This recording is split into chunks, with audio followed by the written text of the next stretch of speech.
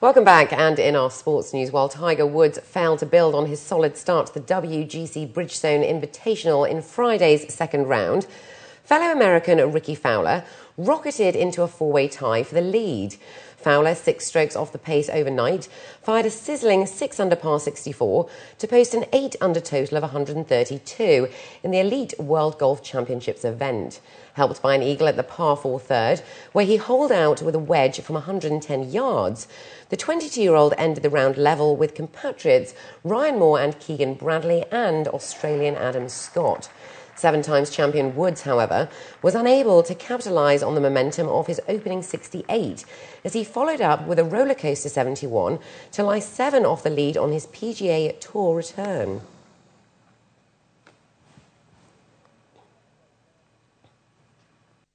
Arsenal manager Arsene Wenger brushed off media's questions about Spanish midfielder Fabregas. Fabregas is wanted by European champions Barcelona, and their pursuit has stretched over years, but might soon be reaching a conclusion after reports in the British media that Arsenal officials were in Barcelona to meet the Catalan club's directors. But Wenger is obviously wary of the topic, which was inevitably raised at a joint news conference with Benfica coach Jorge Jesus. Well, I do not want to speak anymore about the transfer because of Fabregas, because I've done that for 3 years now in every press conference. So I don't think there's any more need to add something. You know, always I love Fabregas and I want him to stay. That's basically it. Veteran manager Alex Ferguson said on Friday that Manchester City's continued spending and squad strengthening has provided Manchester United with a welcome challenge.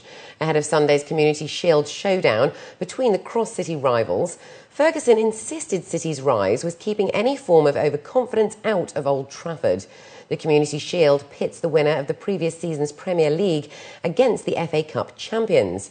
Ferguson added he was taking the match seriously, despite its position in the pre-season. And I've always viewed the Community Shield as a stepping stone to the first game of the season. And there may be 2 or 3 players who need the game on Sunday, and that won't change my view in terms of picking the team. And in rugby, New Zealand's All Blacks hope to sow the seeds of doubt in the mind of rivals Australia ahead of the Rugby World Cup when the teams meet at the Tri-Nations Test at Auckland's Eden Park. Both sides held captains' runs at the venue on Friday, with the showdown between All Blacks pivot Dan Carter and his Australian opposite Quade Cooper among the big talking points ahead of the match. Carter admitted the All Blacks' final match on home soil before the start of the World Cup next month was an opportunity to make a statement. Could put in a good performance and hopefully put a bit of doubt into what lies ahead further in the year to the Australians. It doesn't feel like a World Cup just at the moment. I think that obviously that'll build over time, but just with the game on the weekend, I think too, maybe there's talk about it, but the World Cup feels a bit different. And Samoa-born centre Manu Tuilagi will make his first appearance for England after Martin Johnson included him in the starting team to face Wales at Twickenham on Saturday. Stand-in skipper Mike Tindall, who got married last weekend to Zara Phillips, was left out. The 20-year-old Tuilagi, whose 5 older brothers have all played for Samoa, qualifies through residency and will line up alongside New Zealand-born Ricky Flutie in midfield in the first of England's 3 World Cup warm-up games. He's played very impressively in the Premiership last year, and with the Saxons, that's what's got him the opportunity here. He's trained very well, he's very coachable. He's still a very young man, a relatively inexperienced player, but he looks the part out there. He's trained very effectively, very hard, and improved session by session. And finally in sport, Jamaica's Johan Blake made the most of the absence of Asafa Powell at Friday's Diamond League athletics meeting in London, winning the 100 metres in 9.95 seconds. Blake's compatriot Powell dropped out of the meeting with a groin injury, leaving Blake to fight for the line with another Jamaican, Nesta Carter. Blake equalled his season's best to win in 9.95 seconds, a time made all the more impressive as it was into a strong headwind. Carter was second in 10.01 and American Michael Rogers was third in 10.04 seconds. Meanwhile, Australian long jumper Michael Watt took the honours with an 8.45 metre effort to beat Britain's Chris Tomlinson and Greg Rutherford into second and third places. And finally this evening, with Eid fast approaching, preparations for the festive time are underway. Local and expatriate women are keeping a close eye on the latest trends in gel abayas. The gel abaya, apart from being a traditional garment, is also being adorned by Dubai's expat women who see the loose-fitting dress as a fashion statement. At a recent social exhibit at the Dubai Ladies Club, women observed the newest looks and inspiration behind the traditional dress. With splashes of colour and rich fabrics, most of the gel abayas today are being designed by forward-thinking local entrepreneurs who aim to keep their Middle Eastern culture alive in innovative ways.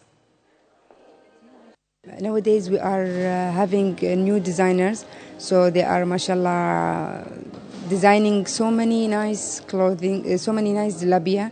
It's exceed expectation, with so many different colors, different designs. So it's nice. It's nice to get like these kinds of jalabia. Especially after Eid, we are looking for this. I like it because it's a nice long dress and it's comfortable for the evening.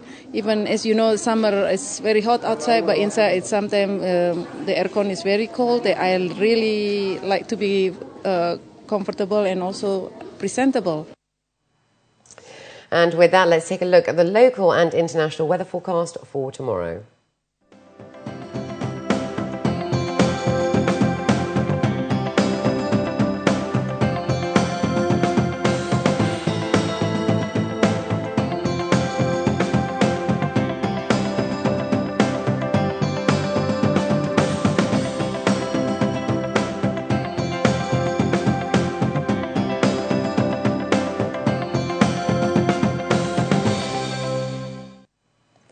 And before we head out, here are the top stories again.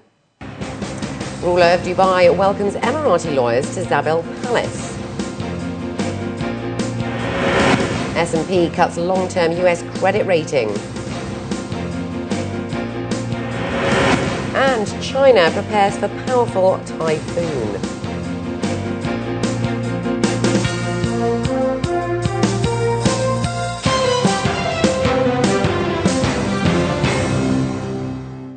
Well, that brings us to the end of the bulletin. As always, we'd love to hear your comments. You can write to us at news@city7tv.com or by calling us on 04 367 2230. From the entire news team, it's goodbye for now.